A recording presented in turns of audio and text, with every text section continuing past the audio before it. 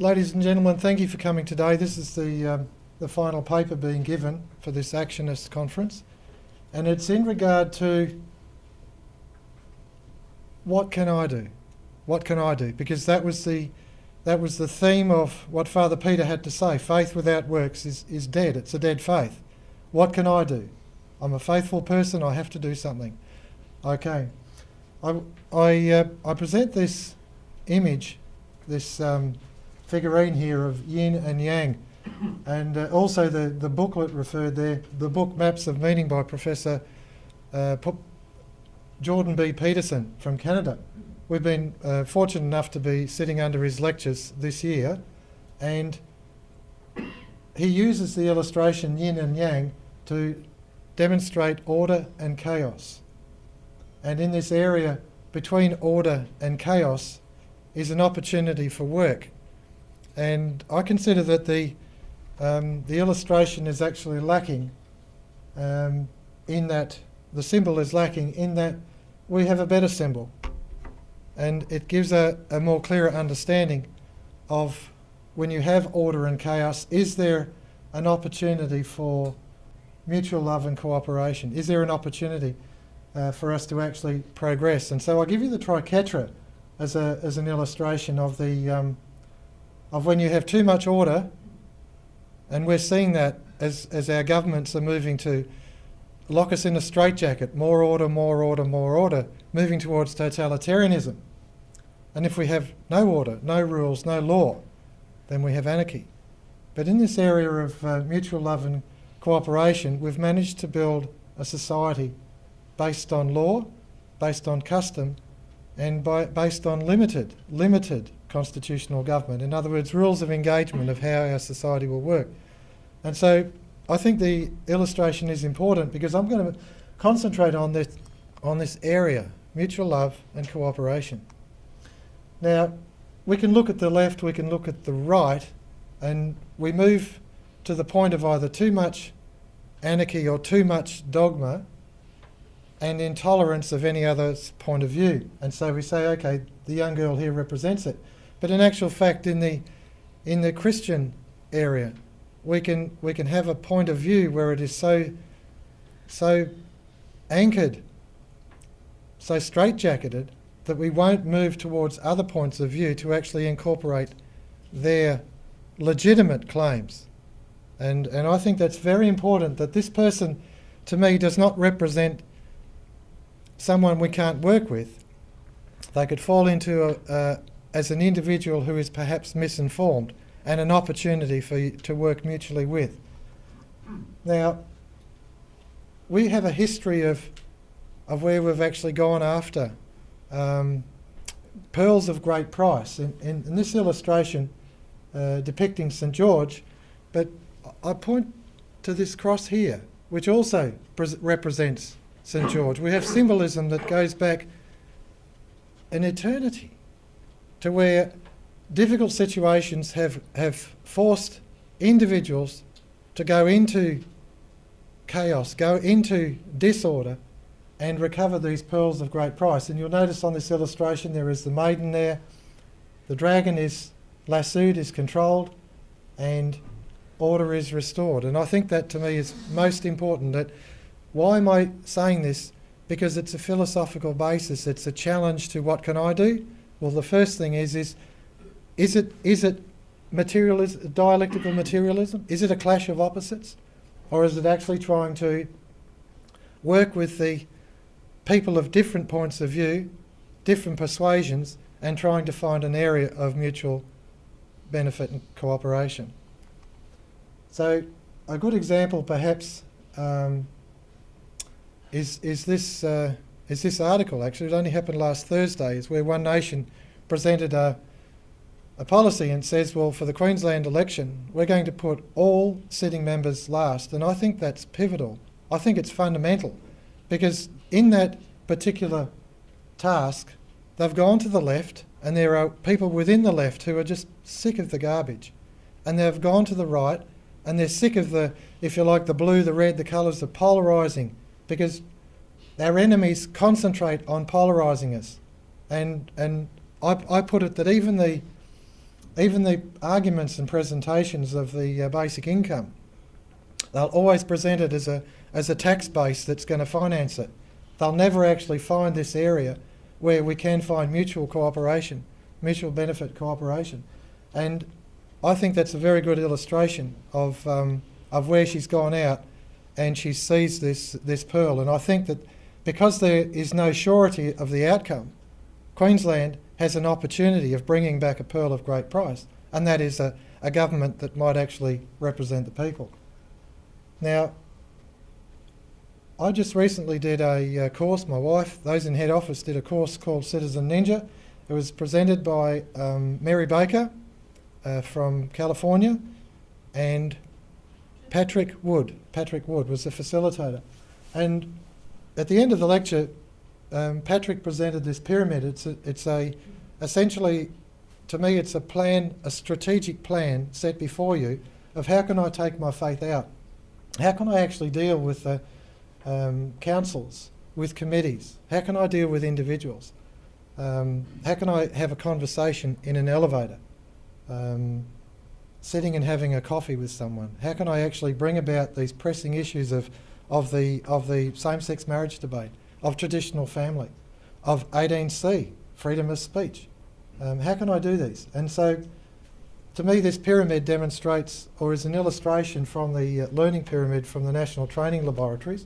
So they've obviously done their work, and it says that, okay, you can listen to me and you'll garnish a certain amount of information. You can take some of the books home and you'll garnish some more.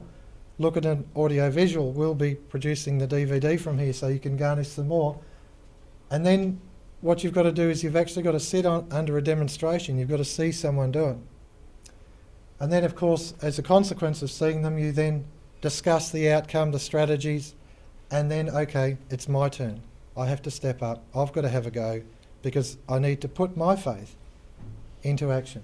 And then finally, if you're of a standard where you've pursued this discipline, and it is a discipline, and I might add that the first thing you do when you join the military is you come under discipline, basic training, and you get taught many, many things in order to pursue your goal. And of course, what did Eric say?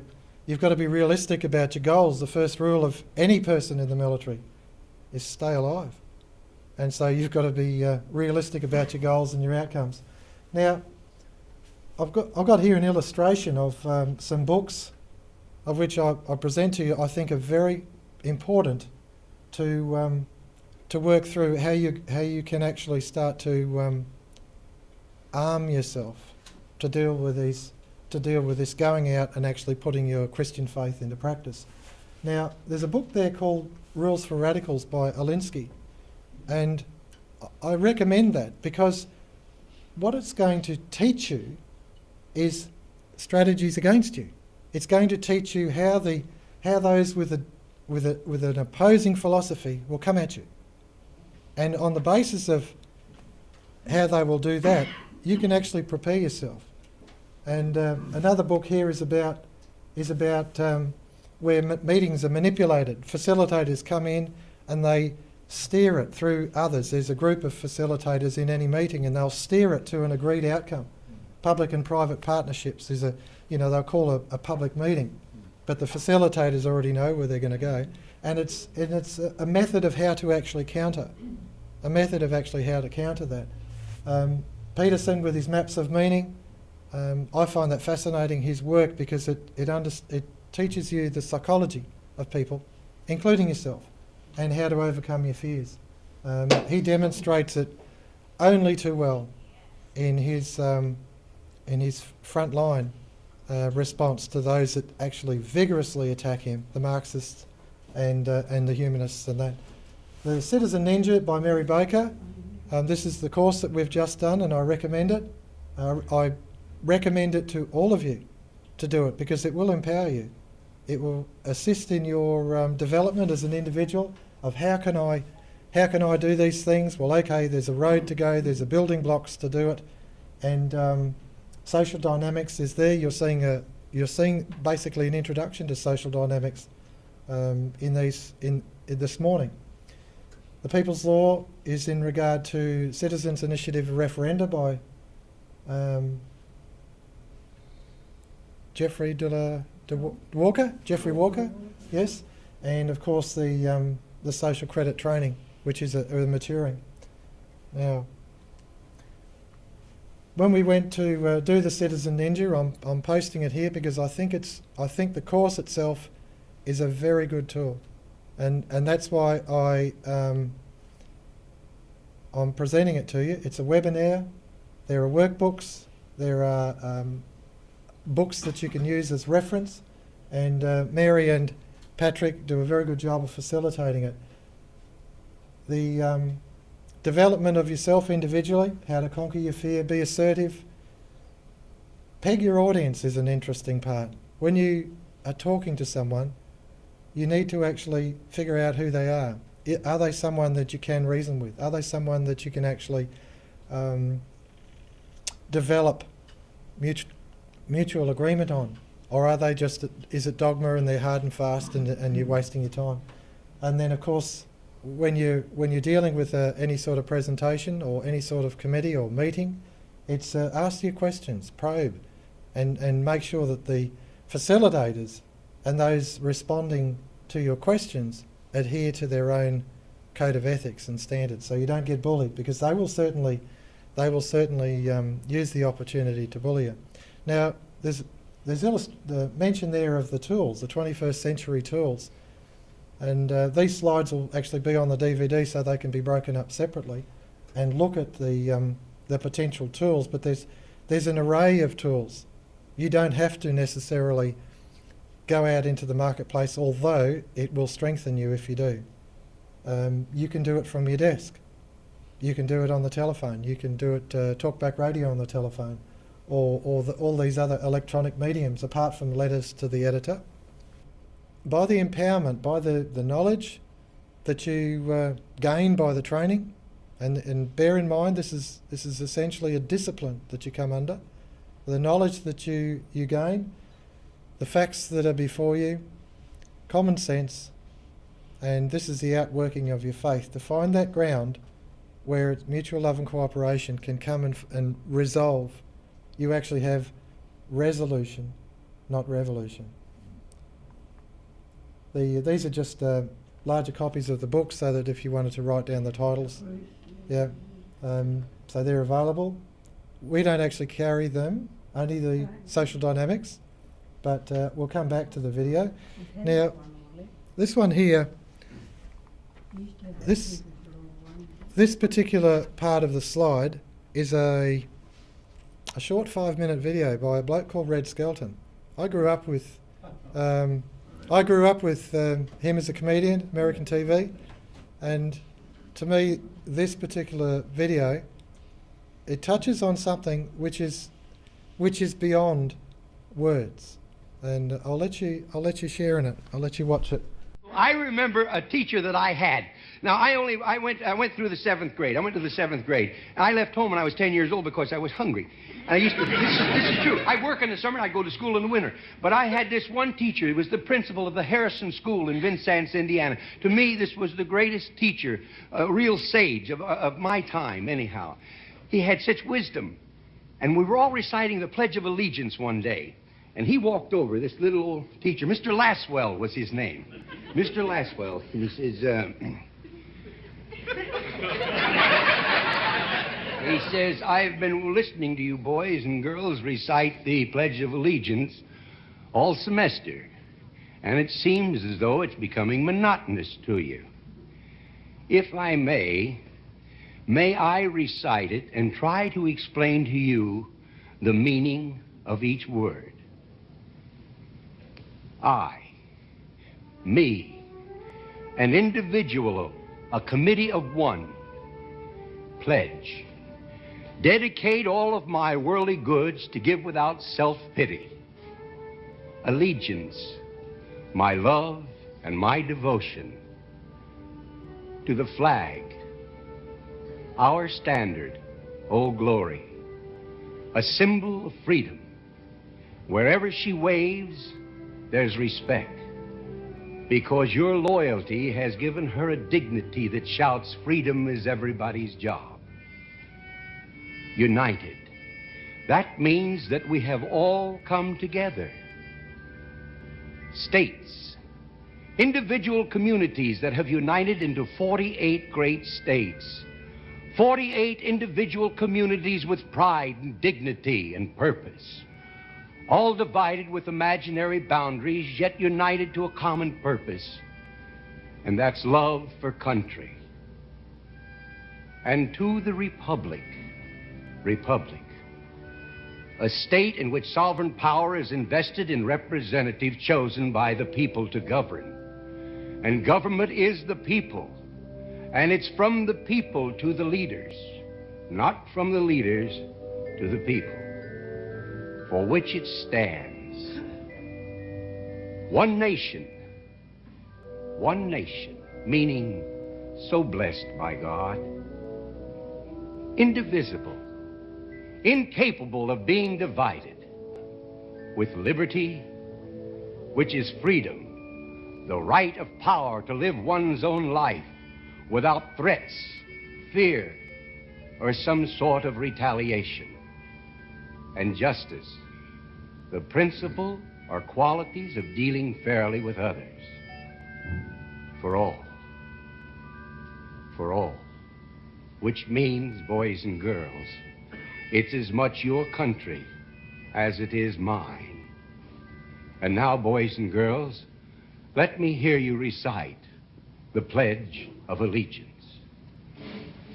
I pledge allegiance to the flag of the United States of America and to the republic for which it stands, one nation, indivisible, with liberty and justice for all. Since I was a small boy, 2 states have been added to our country, and 2 words have been added to the Pledge of Allegiance. Under God. Wouldn't it be a pity if someone said that is a prayer and that would be eliminated from schools too?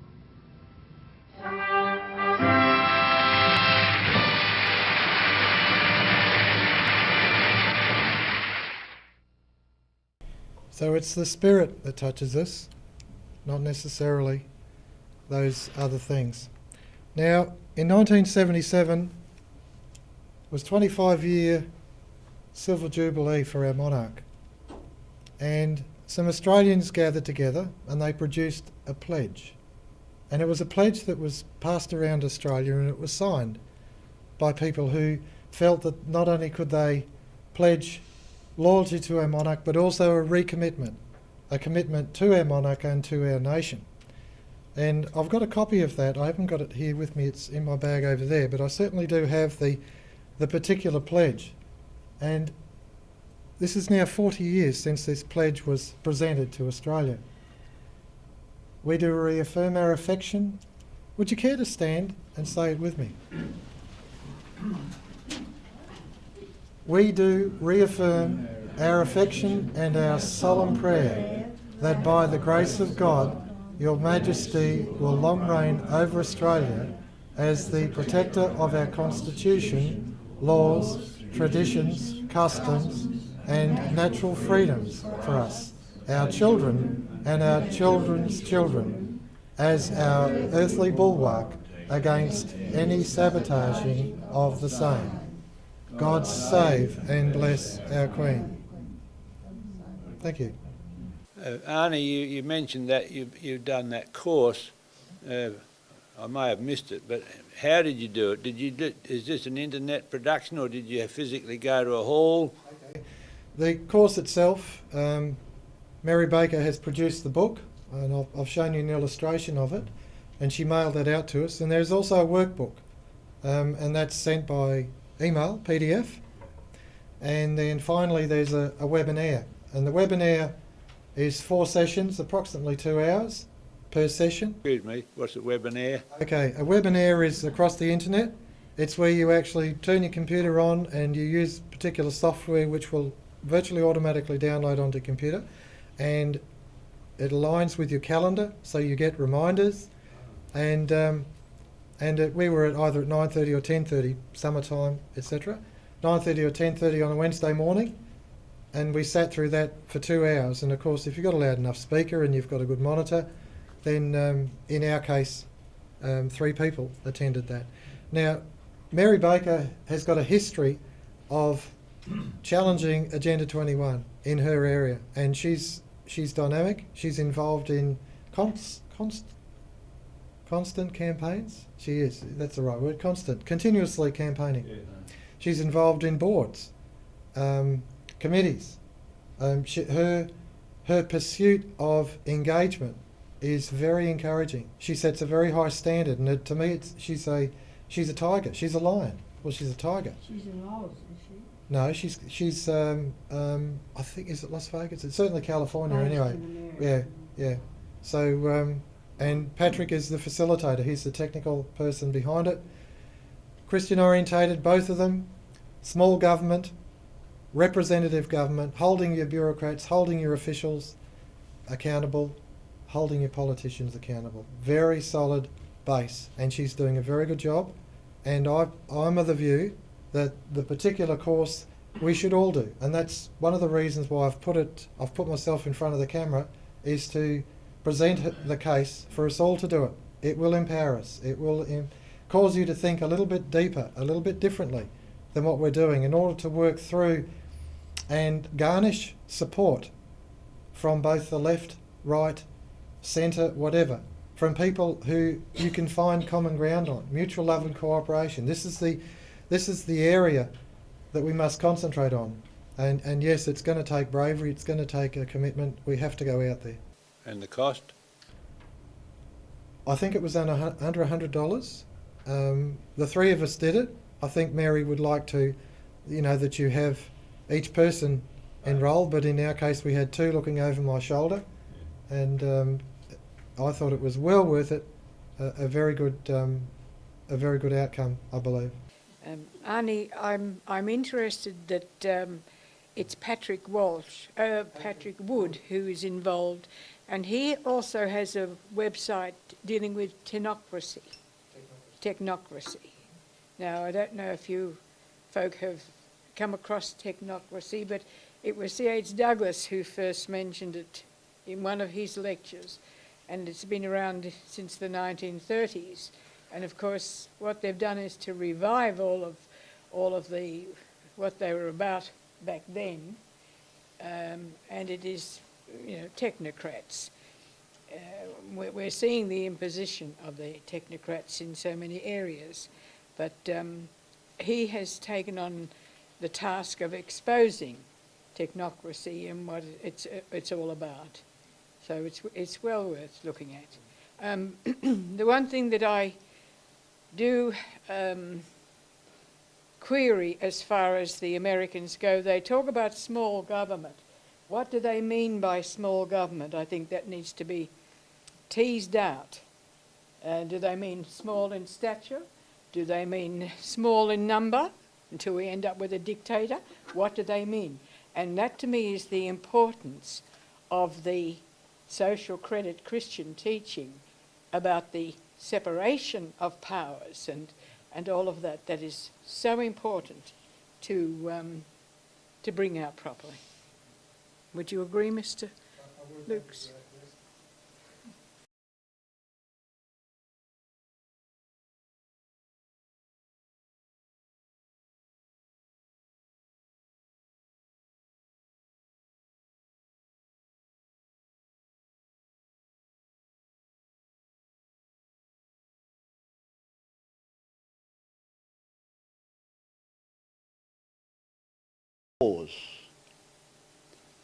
Every Monday morning.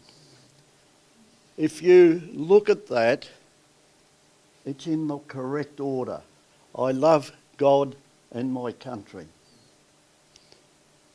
I honour the flag, the symbol of our country.